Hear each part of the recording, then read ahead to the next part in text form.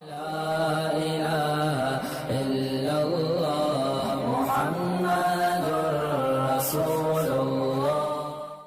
اللہ خیر. مسعود صاحب لائیو سوال لیں گے. صاحب نے پوچھا ہے کہ قربانی کے جانور کو ذبح کرنے کے بعد اکثر قصائی کھڑی چھری مارتے ہیں جس سے جانور حرام ہو جاتا ہے یا کبھی کبھی دل پر بھی چھری مار دیتے ہیں. یہ جو ہے نا جو قصائی لوگ کھڑی چھری مارتے ہیں جانور کے، اس سے جانور حرام نہیں ہوتا، اس کا گوشت حسب سابق حلال ہی رہتا ہے، لیکن یہ عمل خلاف سنت ہے.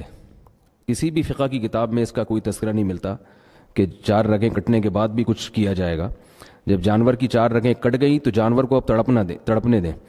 وجہ اس کی یہ ہے کہ اس کے تڑپنے سے اس کا جو خون ہے وہ جسم سے باہر نکلتا ہے اور گوشت صاف ہو جاتا ہے. ذبح کرنے میں ایک حکمت شریعت کی یہ بھی ہے کہ اس کا جو ناپاک اور گندا خون ہے وہ جسم سے نکل جائے.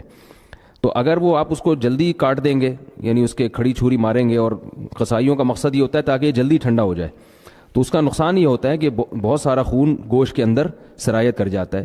اس میں خون میں بیماریاں بھی ہو سکتی ہیں، اور کیا نام ہے، اس میں گوشت کی لذت میں بھی کمی پیدا ہوتی ہے. اور سب سے بڑھ کر یہ کہ شریعت نے یہ طریقہ ذبح کا بتایا نہیں ہے.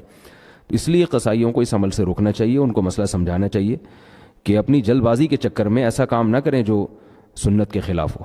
جزاکم اللہ صاحب. یہ آفرین نوید صاحبہ کا سوال ہے، اور وہ پوچھتی ہیں اگر کوئی آدمی حج پر گیا ہے اور وہاں اس کا انتقال ہو گیا ہے وہاں پہ، اور ایک نماز جنازہ وہاں ہو چکی ہے، تو کیا یہاں بھی، مثال کے طور پر پاکستان کے ہیں، تو کیا یہاں بھی نماز جنازہ پڑھنا چاہیے یا نہیں؟ نہیں، یہ جائز نہیں ہے. رسول اللہ صلی اللہ علیہ وسلم سے کسی بھی موقع پر 2 نماز جنازہ کا کوئی ثبوت نہیں ملتا.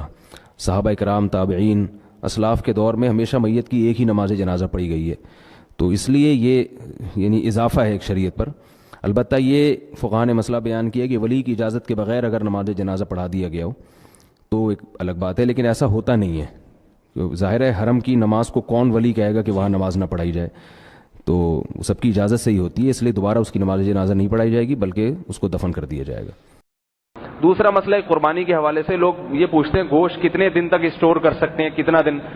تو اللہ کے نبی صلی اللہ علیہ وسلم نے شروع میں حکم دیا تھا کہ بقرعید کے ایام میں گوشت کھا کے ختم کر دیا جائے، اور جو بچہ ہے وہ یا غریبوں کو کھلا دیا جائے، روکو نہیں. بعد میں صحابہ کرام کو اللہ کے نبی نے اجازت دی کہ اس کو محفوظ بھی کر سکتے ہیں. تو یہ اجازت ہے، جتنا عرصہ چاہے آپ محفوظ رکھیں، کوئی گناہ نہیں ہے، لیکن ایک حد ہونی چاہیے. جائز تو ہے مگر اتنا کہ انسان کا ضمیر اس کو ملامت نہ کرے. وہ کہتے ہیں ایک آدمی نے بقرعید کے 6 مہینے کے بعد اپنا بکرا دیکھا کہ جنت میں جو ہے نا وہ سارے قربانی کے جانور ٹہل رہے ہیں. اس کا ایک بکرا تھا بغیر ٹانگ کے، ٹانگ نہیں تھی، اور یہ لنگڑا جنت میں گھوم رہا ہے 6 مہینے کے بعد بقرعید کے. اس نے بکرے سے پوچھا یار تو میں جب لایا تھا صحیح سالم تھے، تمہاری ٹانگ کدھر گئی؟ اس نے کہا وہ ابھی تک تمہارے فریج میں رکھی ہوئی ہے. وہ جو ٹانگ ہے وہ ابھی تک تمہارے، وہ کھاؤ گے تو یہاں پہنچے گی نا. ابھی میں پورا نہیں ہوا ہوں، ابھی میں ریپیئرنگ ہو رہی ہے میری، جتنا کھاتے جا رہا ہوں یہاں پہنچتا جا رہا ہے. وہ جب کھاؤ گے تو پھر تو 6 مہینے سال لوگ اس کو محفوظ رکھتے ہیں. یہ غلط ہے، اس سے گوشت خراب بھی ہوتا ہے. تو کھائیں، کھلائیں، بس خود کھائیں، مہمانوں کو کھلائیں، غریبوں کو کھلائیں، ختم کریں. کہا بھی بہت زیادہ ہو گیا، مہینہ چل گیا، چلو بہت زیادہ 2 مہینے چل گیا، 6 مہینے، 8 10 مہینے، یہ پھر کنجوسی بخل کی بات ہے.